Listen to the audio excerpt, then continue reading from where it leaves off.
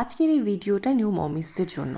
গুনগুনের এখন 5 মাস, আর এই 5 মাসে আমি যা শিখেছি, এক্সপিরিয়েন্স করেছি, তারই কিছুটা তোমাদের সাথে আজ শেয়ার করব।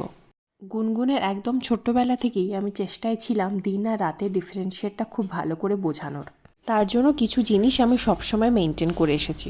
রাতে ঘুম পাড়ানোর আগে পুরোপুরি লাইট অফ রাখা। সেকেন্ড, একটা কমফর্ট ফিল করানো, বেশি ঠান্ডাও না অথচ বেশি গরমও না, এরকম একটা কোজি এনভায়রনমেন্ট ক্রিয়েট করা। অয়েল ম্যাসাজ করাই, আর হ্যাঁ, রাতের ফিডটাও যেন ঠিকঠাক হয়।